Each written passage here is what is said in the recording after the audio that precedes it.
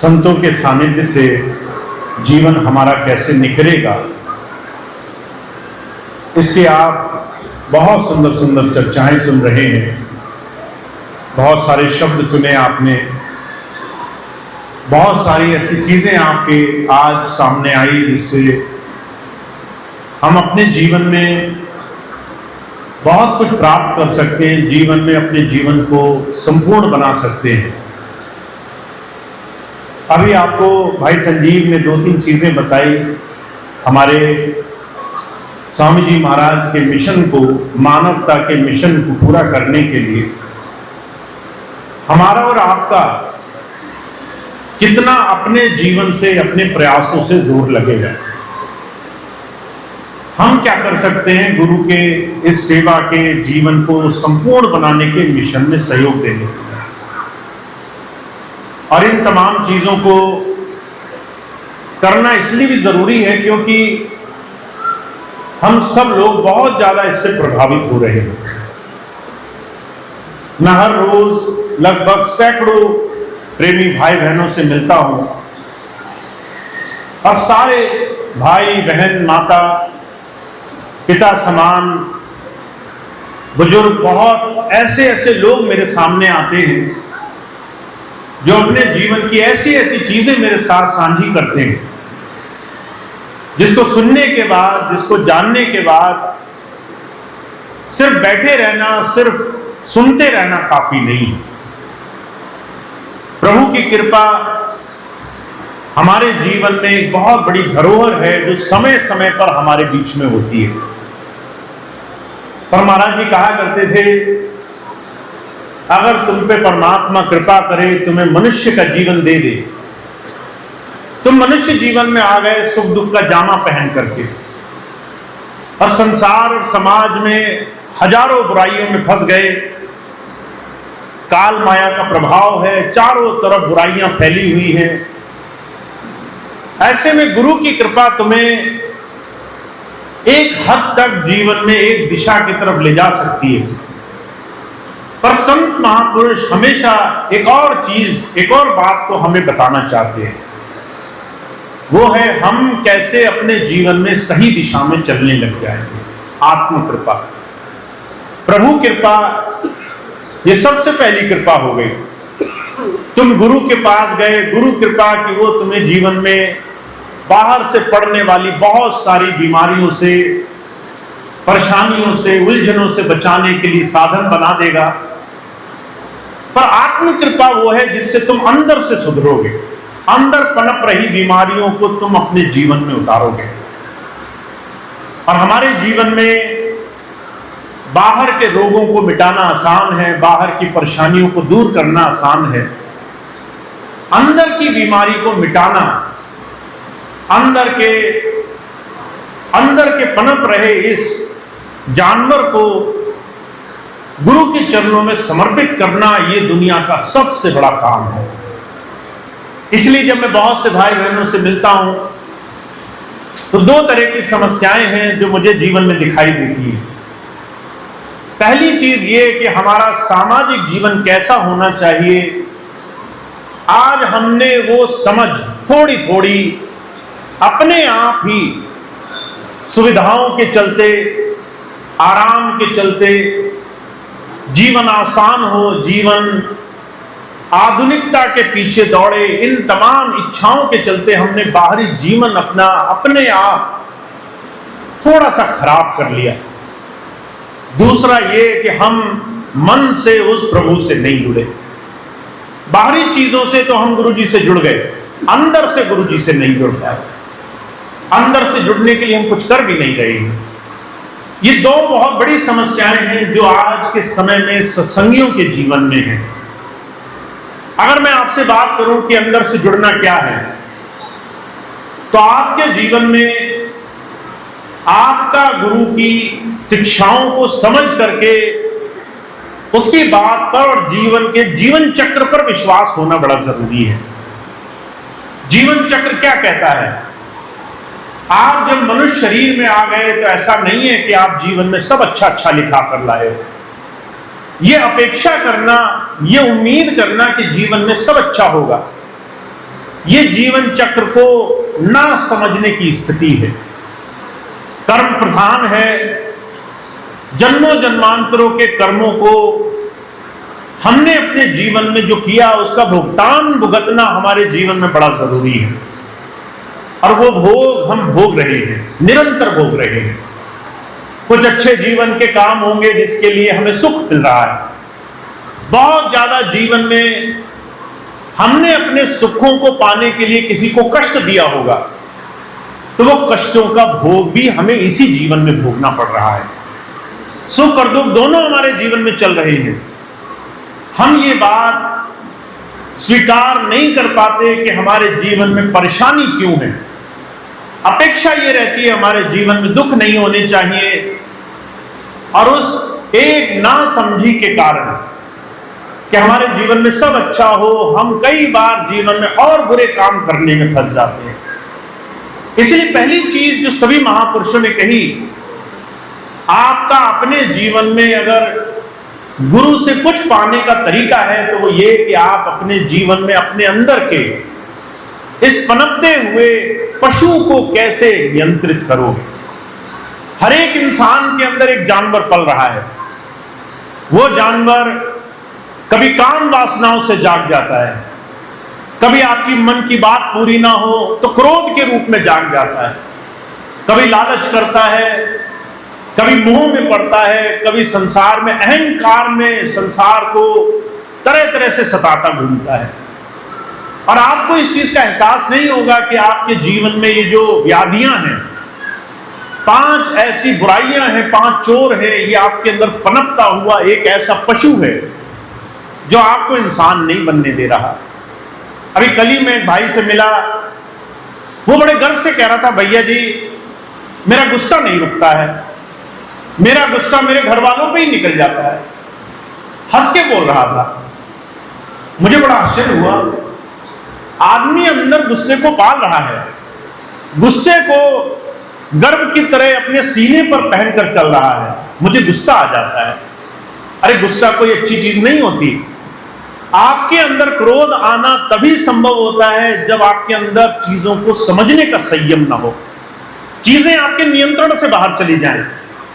आपको पता है काम हो रहा है और आपका बस नहीं चलेगा, आप तिलमिला रहे हैं, उस काम को जबरदस्ती अपने हिसाब से कराने के लिए जोर लगा रहे हैं, और उस जोर लगाने में आपने ये भी नहीं देखा सामने वाला मेरा ही प्रिय व्यक्ति है, मेरी पति है, मेरी पत्नी है, मेरे ही माता पिता हैं, मेरे ही बच्चे हैं। आप क्रोध जैसे ही सर पर सवार हुआ, आप जानवर की तरह हो गए, आप पशुओं की तरह व्यवहार करने लगे। अभी कुछ दिन पहले मुझे एक मैसेज आया एक बहन का, आप कल्पना नहीं कर सकते मैं इन चीजों को सुनकर पढ़कर कितना चिंतित हो जाता हूँगा। आपका एक परिवार है जिसमें 5-6 लोग रहते हैं, जब वो 5-6 लोग आपके सामने अपने दुख कहते होंगे, बच्चा आकर मां से कहता होगा मुझे भाई ने मारा, पिताजी ने बिना कारण गुस्सा किया, किसी ने मुझे दुख दिया, तो उसका दुख आपको उस वक्त महसूस होता होगा। वो दुख महसूस करके आपको अंदर ही अंदर घुटन होती होगी, हे प्रभु ये कैसे सुधरेगा।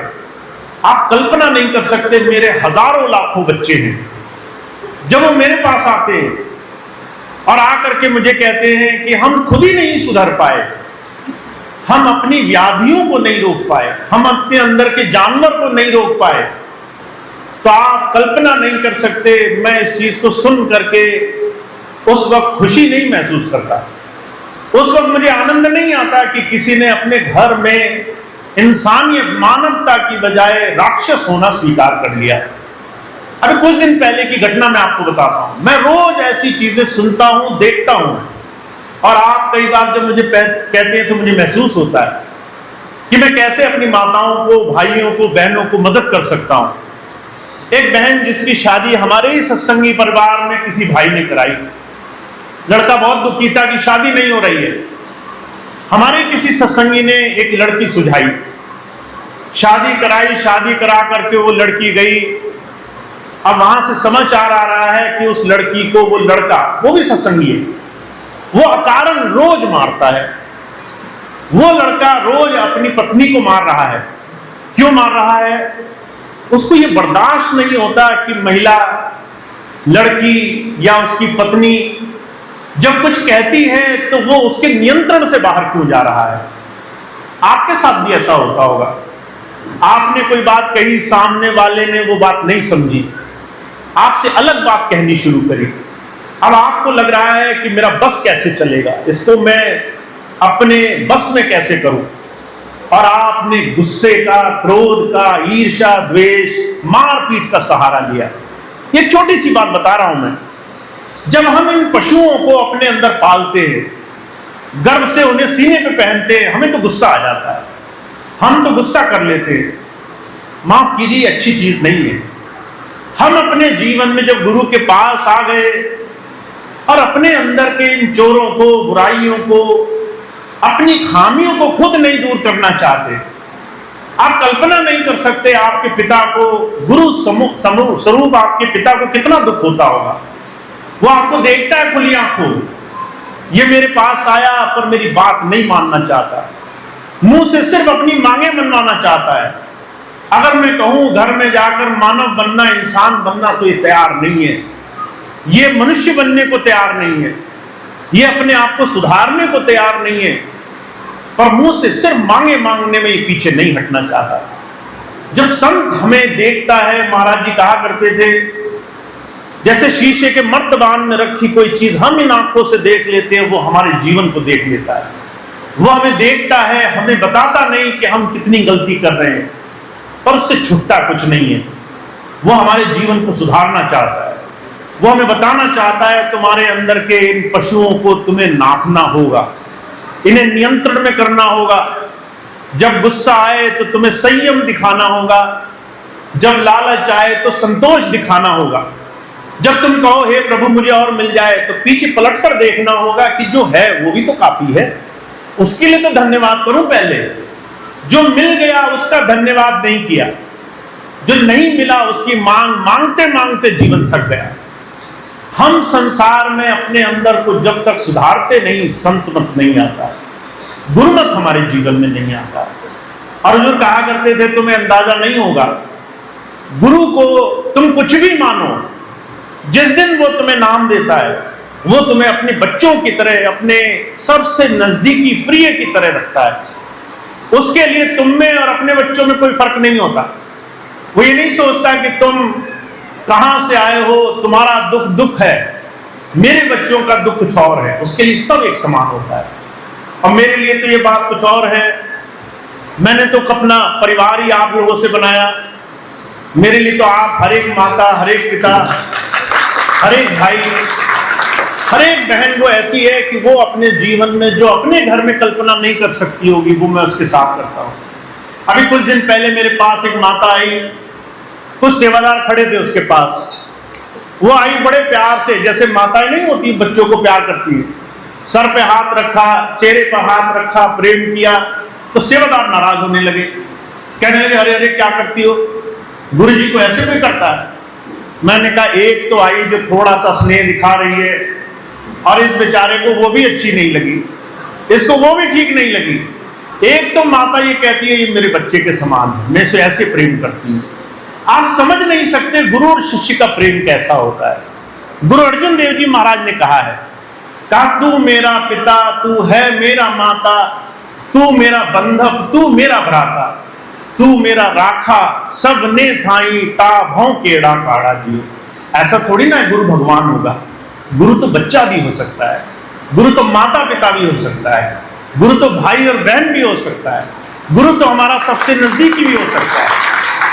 आप जब गुरु से स्नेह करते हो तो ऐसा नहीं है कि आप उसे पूज्य ही मानकर करोगे।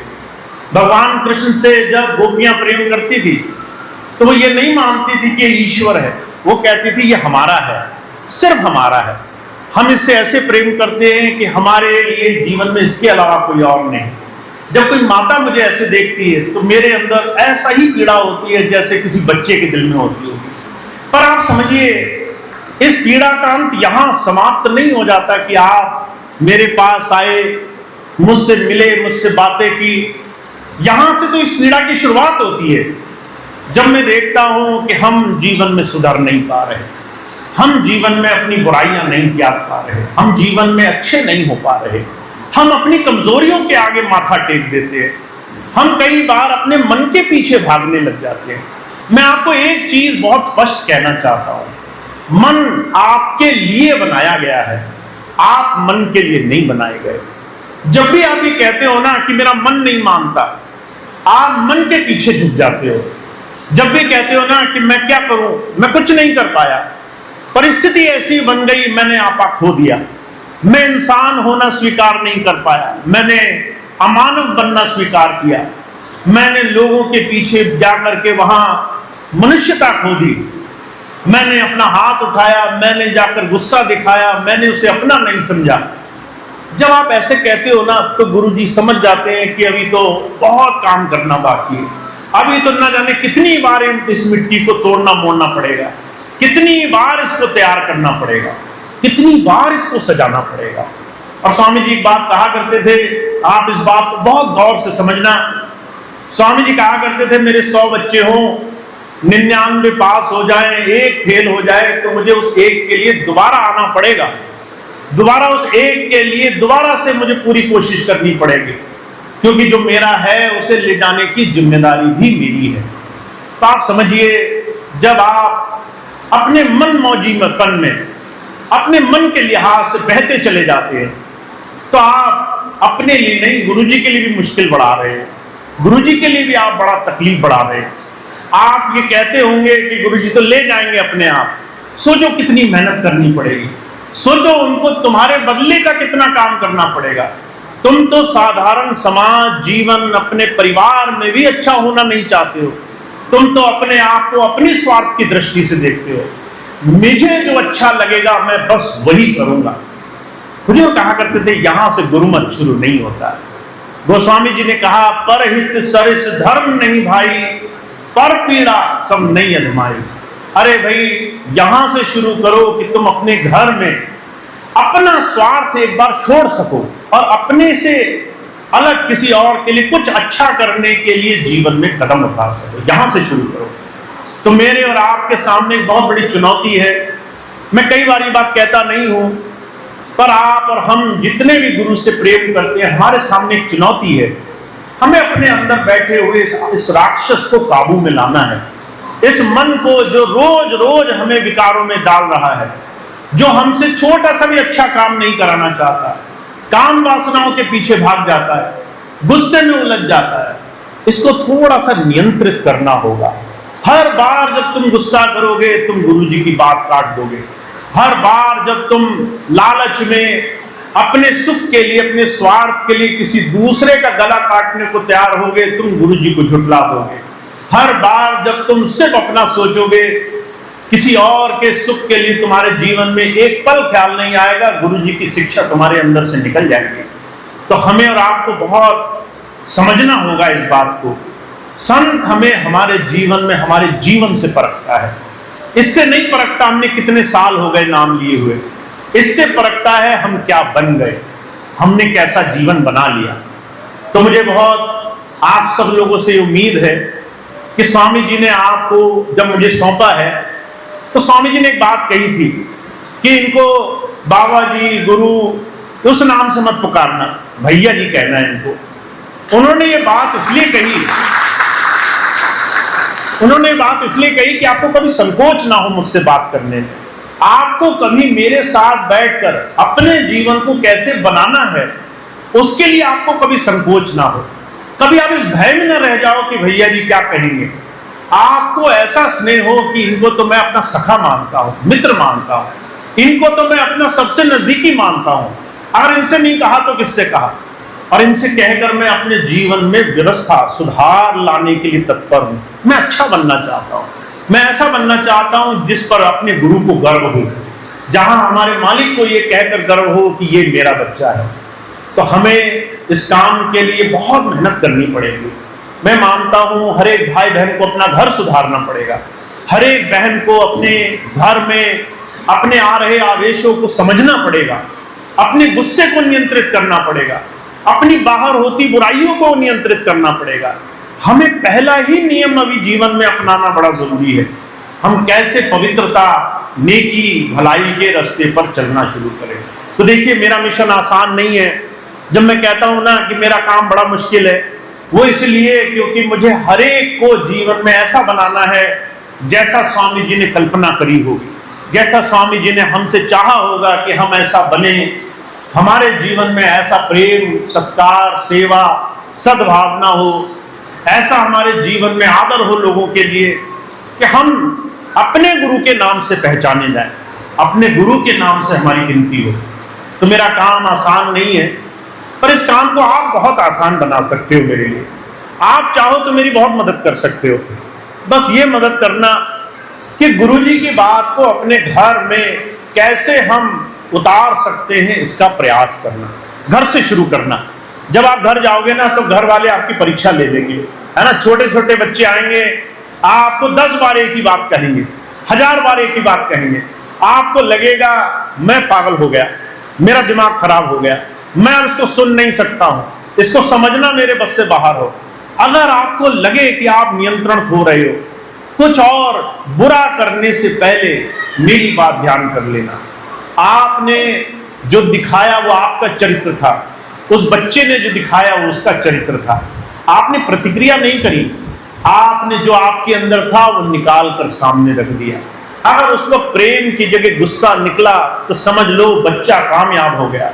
वो निकाल के ले आया आपके अंदर से जो आप अंदर दबाए बैठे थे, जिसको अपने अंदर छुपाए बैठे थे, वो उसने निकाल कर सामने रख दिया कि देखो ये हो तुम, ये है तुम्हारा असली स्वरूप, इसी में तुम जी रहे हो, इसको सुधारो। तो हमें और आपको एक बात समझनी है, हमारे अंदर ही हमने पशु पाले हुए हैं, जानवर पाले हुए हैं।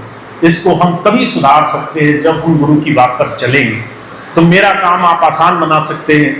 आप मेरे साथ साथ खूब खूब गुरु नाम से लगे रहें, स्वामी जी के नाम से अपना दिन जिए, रात जिए, अपने जीवन को सुधार की तरफ ले चलें। आपको लगे आपको गुस्सा आए, क्रोध आए, ईर्ष्या, जलन, द्वेष, बुराई, किसी की निंदा करने का मन करे, बड़ा मन करे इसकी चुगली कर डालते हैं, आज रोक लेना अपने आप को। क्योंकि आपसे एक बार गलती हुई, आप उसको 1000 गुना बढ़ाने वाले हो, आप उसको फिर रोक नहीं पाओगे। एक बार गलती हुई तो आप उससे बच नहीं पाओगे। आप अपने आप को संयम साधना सीखो। आपसे कोई गलती होने लगे, आप पलट जाओ उस स्थिति में, उन लोगों से दूर हो जाओ, थोड़ी देर के लिए उस माहौल से बाहर निकल जाओ, जहां गुस्सा क्रोध आ रहा है वहां से हट जाओ, और गलती मत होने देना। क्योंकि जिस दिन हम गुरु को अपनी गलतियों के ऊपर याद रखते हैं, हमें ध्यान रहता है हमने एक बार गलती की, हमारा मालिक देख रहा है, हम कैसे जवाब देंगे। उस दिन आप अपने गुरु जी की सेवा कर ले जाओगे, उस दिन आप उनकी सच्ची प्रीति, सच्चे प्रेम को संभाल कर ले जाओगे। तो मैं आपसे एक ही बात कहता हूं, मुझे आपसे सिर्फ एक ही चीज चाहिए, मैं आपसे कुछ और नहीं चाहता। मैं नहीं चाहता कि आप मेरे लिए कोई बड़े बड़े काम करें। आजकल तो मैंने बहुत आसान बना दिया। अगर मैं किसी के घर जाता हूं, मैं कहता हूं कुछ खाना बनाने की जरूरत नहीं, कोई भोग बनाने की जरूरत नहीं, कोई 56 पकवान बनाने की जरूरत नहीं, तुम मुझे कुछ खिलाओ नहीं खिलाओ कोई फर्क नहीं पड़ता है।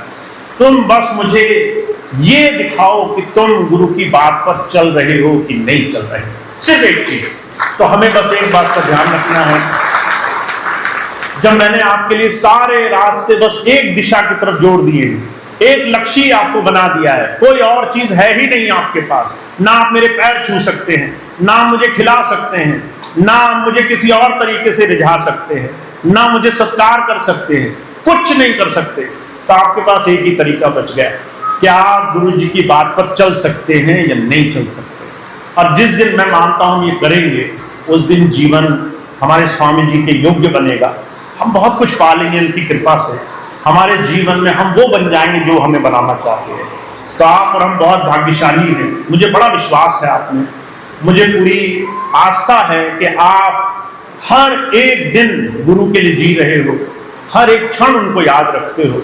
बस ध्यान रखना आपके अंदर भी वो बात आपके आचरण का हिस्सा बने, और आप अपने अंदर के इस पशु को धीरे धीरे थोड़ा सा गुरु के चरणों में झुकाने वाले बने। तो आज तो मैं इतना ही कहूँगा, जीवन ऐसा बनाना है और आप सब लोग इसमें मेरा साथ देना, ताकि मैं कम से कम अपनी परीक्षा में पास हो जाऊं, ताकि मैं जो काम स्वामी जी ने मुझे सौंपा, आसान तो नहीं है, पर कम से कम मैं उसको आसानी से कर ले जा सकूं। तो इतनी बात कह के मैं अपनी बात समाप्त करता हूं। आज का सत्संग कार्यक्रम समाप्त होगा। एक मैं छोटी सी सूचना आपको और बता दूं, उसके बाद प्रार्थना होगी। आज का कार्यक्रम आगे चलेगा। अभी संजीव भैया ने बताया, हम लोग प्रयास कर रहे हैं तरह तरह से हमारे सभी भाई बहनों के सहयोग से कि हमारे घरों में, हमारे गांव में, कस्बों में, मोहल्लों में, फिर हमारे समाज में एक जागृति आए। जागृति ये आए कि हम अच्छे जीवन को कैसे बढ़ावा दे सकें। देखिए, हम सब लोग भारतीय हैं और भारत शब्द की जब आप परिभाषा ढूंढने चलेंगे, जब आप फोन में ढूंढेंगे कि भारत किसे कहते हैं, भारत का अर्थ क्या होता है, तो भारत दो शब्दों से मिलकर बना है। भा का मतलब होता है प्रकाश और रत का मतलब होता है उस प्रकाश में लीन, उस प्रकाश में मिला हुआ। भारत वो है जो जागे हुए लोगों की धरती है। अगर तुम सोए रहे तो तुम भारत नहीं हो, अगर तुम जाग गए और अच्छाई की तरफ चलने लगे तो तुम सच्चे भारतीय हो। तो हमें अपने जीवन में भारत को महान बनाना है और वो तभी होगा जब तुम गुरु की बात पर अपने जीवन में सही दिशा में चलने लगोगे। तो दो तीन चीजें हैं, उसको आप कर सकते हैं। पहली चीज तो ये कि अपने घर से शुरुआत करनी है। Charity begins at home. अच्छाई कहां शुरू होती है? अपने घर से। बाहर जाके तुम दान दे सकते हो, अच्छी बात है। घर में करोगे कि नहीं? घर में जब कोई तुम्हें बहुत कहेगा कि मुझे ये समस्या है, तुम सब्र संतोष दिखाओगे कि नहीं दिखाओगे? तो घर से शुरू करना है। दूसरी चीज, नशा मुक्ति का एक बहुत बड़ा कार्यक्रम हम शुरू कर रहे हैं, इसलिए क्योंकि हमारे ही बच्चे नशों में आ गए, हमारे ही बच्चे नशों में गिर गए। हमारे और आपके परिवारों के भाई बहन, छोटे छोटे बच्चे, माता पिता नशे में उलझ गए। और ये बात जब मैं आपसे बोल रहा हूं तो आप इस चीज को सहमत होंगे। आपके ही घरों में हो रहा है, आपके ही घरों में किसी का पति, किसी के बच्चे, किसी के माता, किसी के पिता कहीं ना कहीं व्याधियों में उलझ गए। अभी कल एक माता आई मेरे पास, कहने लगी, भैया जी मुझे बड़ा दुख है, पति शराब पीता था, देखा देखी लड़के ने शुरू किया, पहले पति हाथ उठाता था, अब बच्चा हाथ उठाने लगा। जब मैंने बात सुनी मुझे बड़ा कष्ट हुआ। एक बच्चा अपनी माँ पे हाथ उठाए, इससे पहले तो मर जाना उचित है। अगर आप ऐसी स्थिति में आ गए तो समझ लीजिए जीवन बेकार है, फिर तो जीवन मर जाना उचित है। पर ये हो रहा है हमारे और आपके घरों में। तो हम सबका एक दायित्व है कि हम कैसे इसको ठीक कर सकते हैं। और इसकी जड़ कहाँ है? देखिए, किसी ने एक गलत काम शुरू किया और बुद्धि काम करना बंद कर गई, शराब का सहारा लिया, आज वो शराब जीवन बर्बाद कर रही है। तो ये बहुत जरूरी है। मैं हर एक सत्संगी भाई से प्रार्थना करता हूं और मैंने अपने सभी सत्संग करने वाले प्रेसिडेंट डीजी महोदय को बड़ा सख्त ये अनुरोध किया है, आपके सत्संग, आपके व्याख्यान में ये बात जरूर होनी चाहिए कि नशा क्यों छोड़ना है।